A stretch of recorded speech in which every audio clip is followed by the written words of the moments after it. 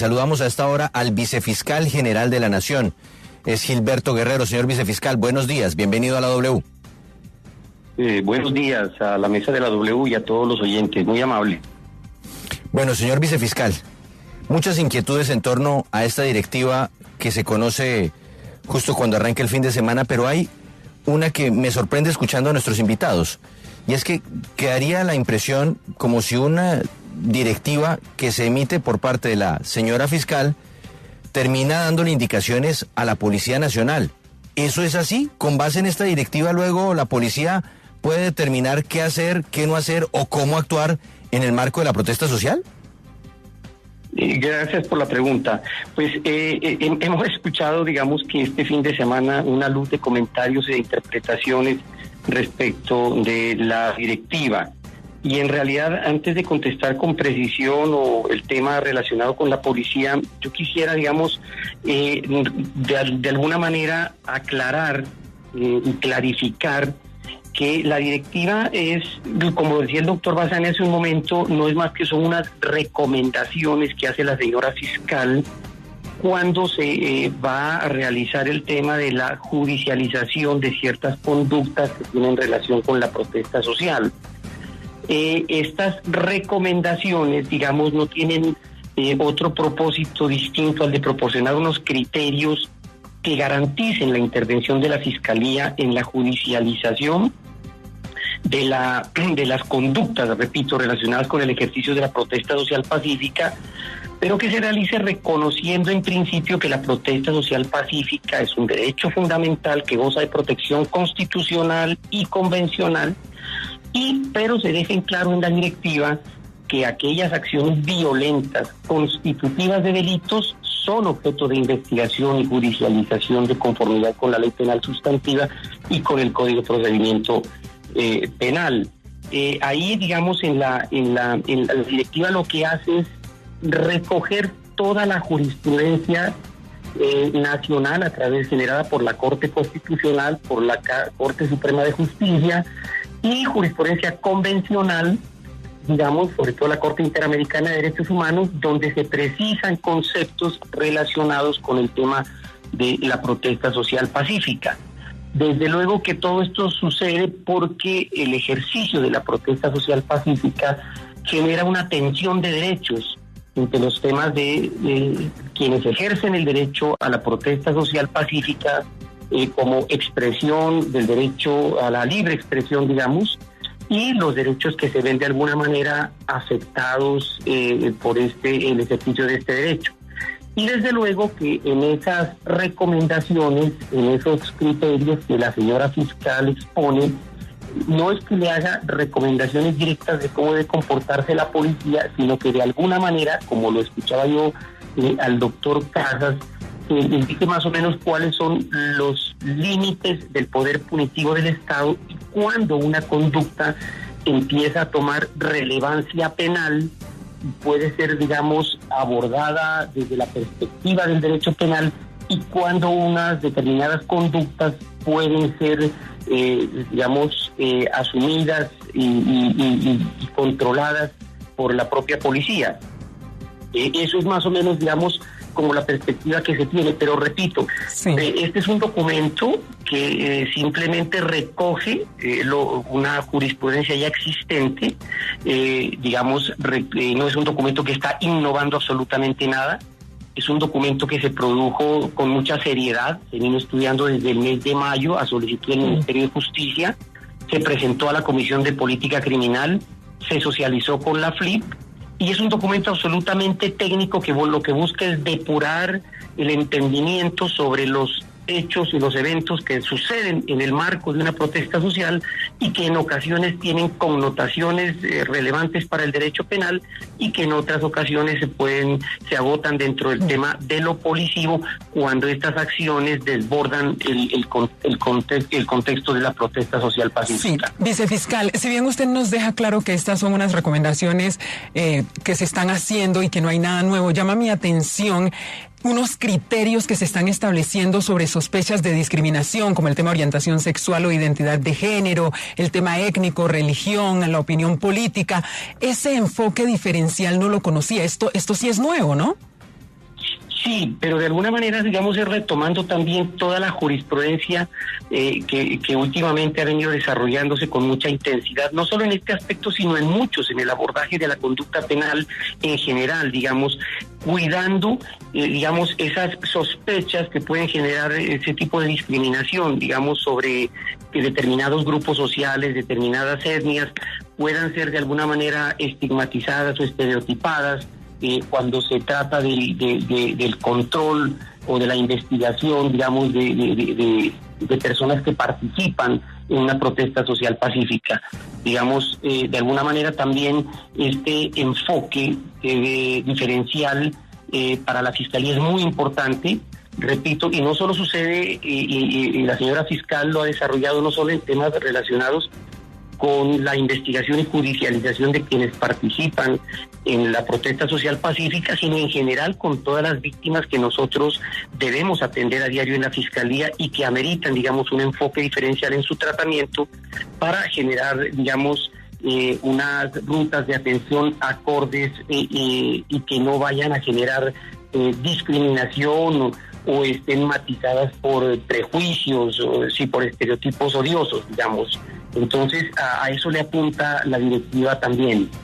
Vicefiscal, yo quiero preguntarle sobre una preocupación que ha surgido entre algunos críticos de esta directiva de la Fiscalía General de la Nación, y es en lo que se refiere a la violencia contra servidor público. Se señala que se pretende descriminalizar la protesta, pero ¿hasta dónde se va a considerar como un acto que atente contra un policía que esté atendiendo algún hecho que se esté presentando en el marco de la protesta? ¿Qué es violencia contra servidor público y qué no, según esta directiva, como recomendaciones que se le hacen a los fiscales? En general, el delito de violencia contra servidor público siempre exige unos criterios de ponderación, digamos, no solamente en los temas de cuando se actúa en el marco de una protesta social pacífica, sino también cuando ellos ejercen a diario, digamos, su actividad como servidores de la policía. En esos casos, en cada caso en particular, lo que corresponde o le corresponde al fiscal que lleva la investigación, digamos, es ponderar cuando esta resistencia que a veces las personas presentan respecto de la intervención de la policía desborda los límites digamos, de una resistencia tolerable o entendible en el contexto en que se pueda desarrollar, y desborda ya digamos, más allá de lo razonable, más allá de lo proporcional, y puede ya involucrar, digamos, una conducta penal de este calibre. Es difícil establecer un criterio general y absoluto y decir en los términos clarísimos en que se comete la conducta de servidor público son tales o cuales. Digamos, es una figura penal que invita a que no solo en los casos de protesta social, sino en todos los casos los fiscales elaboren una ponderación, y lo que se hace en esta directiva es pedir que esa misma ponderación se haga en los casos en que se judicializa a la violencia contra el servidor público que se produce en la protesta social. Es decir, y frente a eso también hay desarrollo jurisprudencial que es citado en la propia directiva sobre el tema, lo ha hecho la propia Corte Constitucional, sobre el tema de cómo debe enfocarse desde el punto de vista jurídico y dogmático esta investigación relacionada con la comisión de delitos de violencia contra el servidor público. Señor vicefiscal, esta directiva se da en medio de un contexto político-judicial muy tenso en el país. El presidente Petro está siendo en este instante, procesado administrativamente por el Consejo Nacional Electoral, y él ha invocado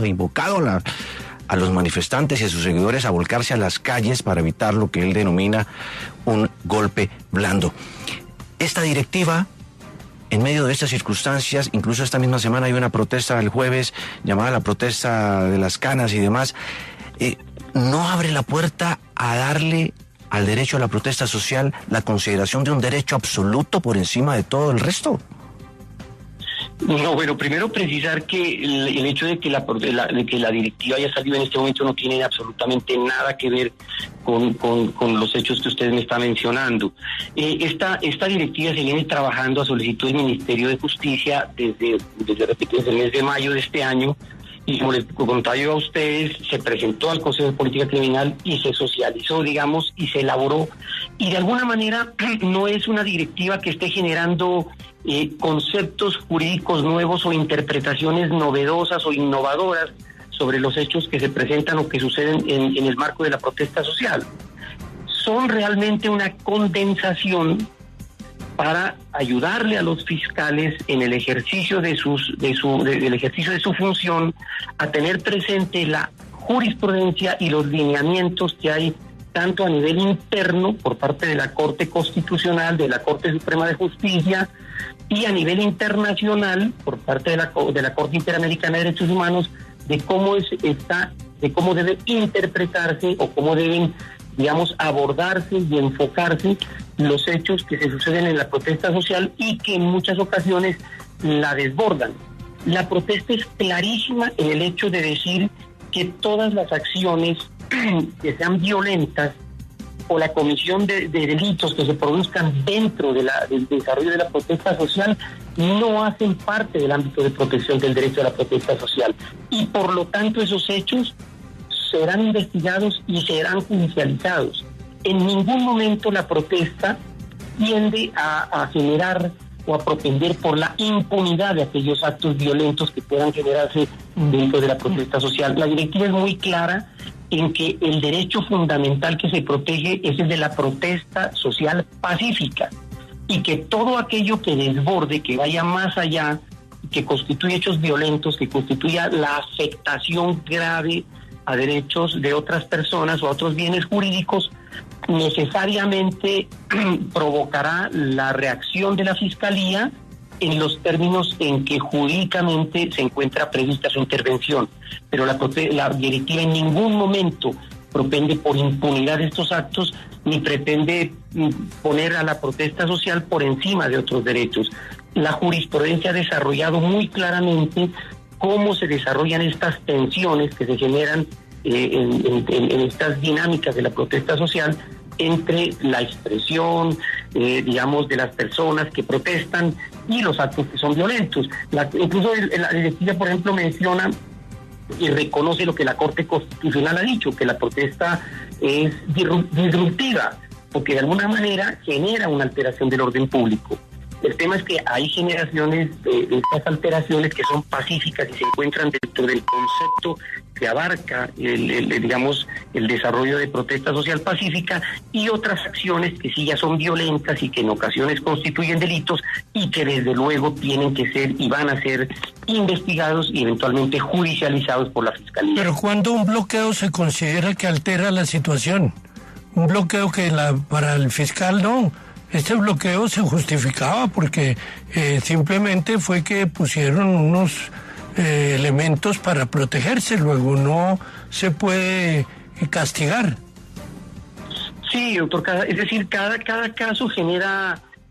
digamos, un análisis muy particular. He hablado de criterios, por ejemplo, que tienen que ver con la durabilidad del bloqueo, con el tiempo del bloqueo, con la posible afectación que ese bloqueo pueda generar a la seguridad alimentaria, a la salud,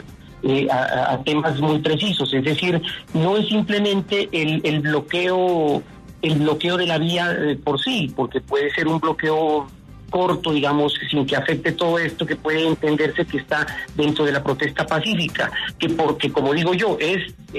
por su naturaleza es disruptiva, o sea, va a generar una alteración del orden público, pero hay bloqueos que ya pueden comprometer el tema alimentario o el tema de salud, por ejemplo, que ya empiezan entonces a generar, digamos, otras connotaciones que van a más allá de la expresión de la protesta social pacífica. Precisamente continuando con la pregunta del doctor Casas, quiero también que me responda, vicefiscal, cómo es el tema de no confundir el delito de concierto para delinquir con la coparticipación que se especifica dentro de la directiva. cuándo sí y cuándo no se puede relacionar una conducta como un bloqueo con un concierto para delinquir de varias personas o una coparticipación, hasta dónde es la responsabilidad individual y hasta dónde se puede considerar que varias personas se unieron para, por ejemplo, realizar un bloqueo u otro tipo de actividad que se considere como alteración del orden público en medio de una protesta. Esa es una pregunta muy importante, porque digamos son dos categorías jurídicas muy distintas, que desafortunadamente desde hace o en muchas oportunidades se confunden de alguna manera. El concierto para delinquir es un delito autónomo en el cual unas personas se conciertan para cometer delitos indeterminados, y esto sucede, digamos, de manera con duración en el tiempo, tienen un carácter de permanencia. Ese concierto para delinquir tiene un desarrollo jurisprudencial que, digamos, ha precisado la figura del concierto para delinquir. Y lo otro es la comisión de unas conductas penales entre un grupo de personas que se reúnen en un momento dado sin que haya un acuerdo previo, pero que cometen varios delitos. O sea, en esos casos lo que invita a la directiva es a precisar si en realidad en esos casos hubo realmente antes una concertación y hay prueba de eso como para poder imputar un concierto para delinquir, o si propiamente se trata de una figura que se denomina coautoría, que es la comisión de una conducta, de varias conductas por varias personas, en las que hay una distribución de tareas, en las que cumplen roles diferentes, pero en las cuales no existe un acuerdo previo que tiene durabilidad en el tiempo y que podría constituir, digamos,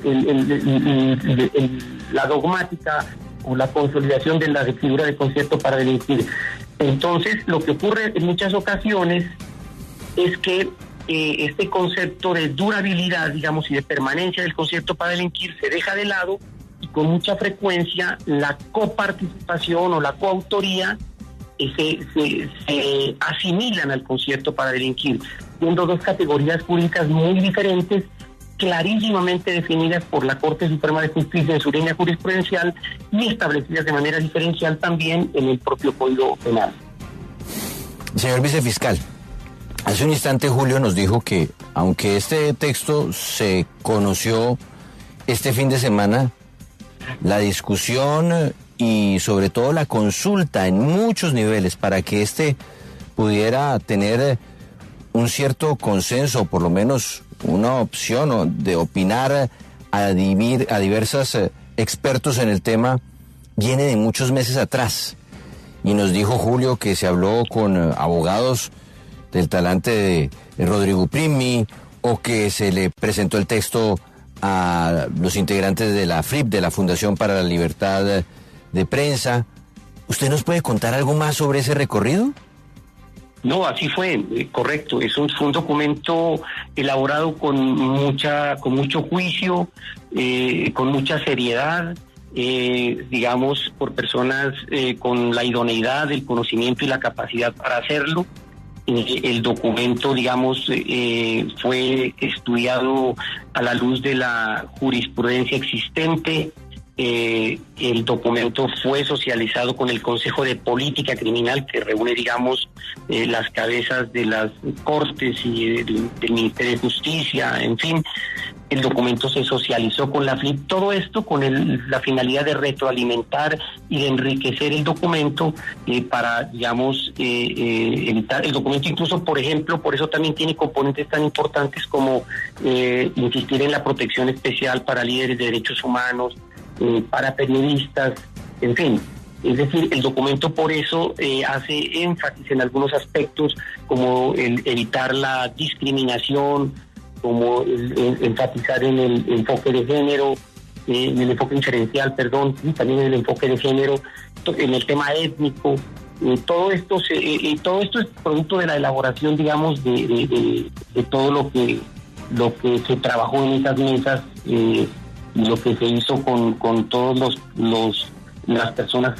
con quienes se consultó el documento. Y no solo fue personas, sino, digamos, trabajo interno de la Fiscalía, consultando documentos que se habían generado y con la propia jurisprudencia existente por parte de la Corte Suprema